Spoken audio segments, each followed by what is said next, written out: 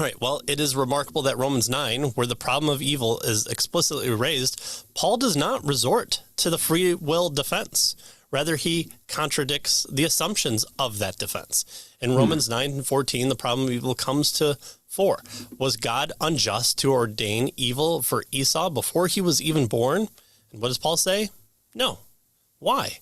Well, the free will defense would say that God foresaw Esau's autonomous free choices and therefore determined to punish him. But Paul traces the evil to God's own free choice. I will have mercy on whom I have mercy, and I will have compassion on whom I have compassion.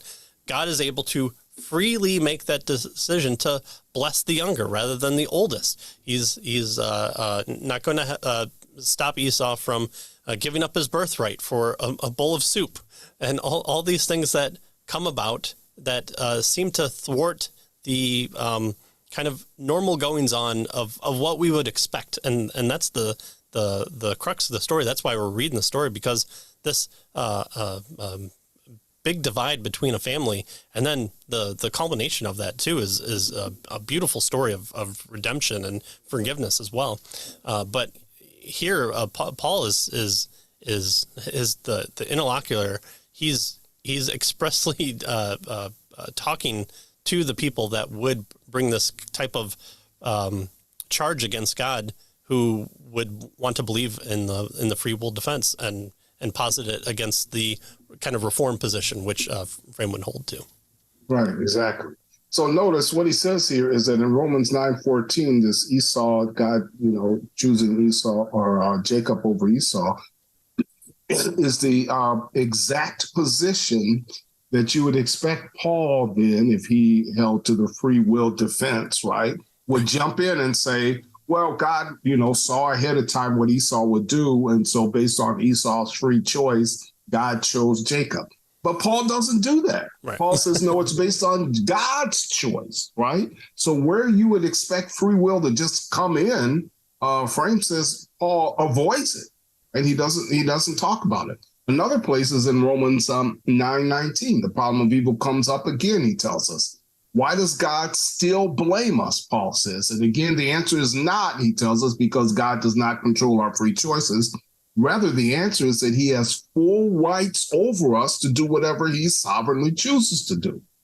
And so what Frame is trying to suggest here is the very places where you would expect the free will defense to enter in, it's totally avoided, right? And Paul in Romans chapter 9 doesn't mention it, and in fact goes against it. And so he tells us here the scripture never uses the free will defense in any passage where the problem of evil is up for discussion. He says you will not find it in the book of Job. You will not find it in Psalm 37. You won't find it in Psalm 73. Indeed, all these passages presuppose the usual strong view of divine sovereignty. And so basically the free will defense is unbiblical. The Bible doesn't use it. Right. Right. Jesus doesn't use it when, they're talking to him about the tower that fell on the people, nor the Jewish, the Jewish people that were killed by Pilate, and their blood spilled in a terrible way, a sacrilegious way. He doesn't point to say, well, that's just people using their free grace to do what they want, and God will judge them. He uses it as a source of saying, listen, you're no better than the tower that fell on them. The tower that fell on them happened, and so you should take solace in the fact that judgment is coming for us all, and now's the time to make yourself right with God and accept salvation through the means of grace, and there you have it. So he doesn't just say, well, these people made their choice, and so this is just Pilate doing what he wants to do, and he'll face the repercussions for his free choices. You don't even see Jesus turning to that.